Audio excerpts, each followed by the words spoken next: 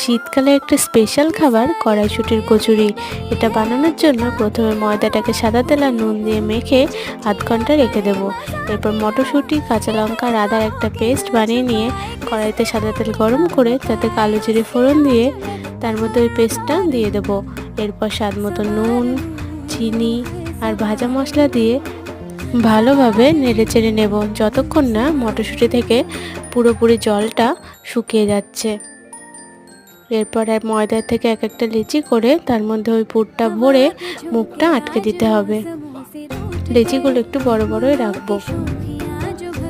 এরপর অল্প অল্প করে তেল দিয়ে হালকা হাতে সবকটা বেলে নেব।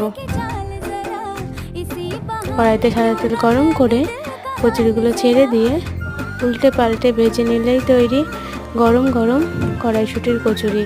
আর সাথে ছিল ঝাল ঝাল আলুর দম।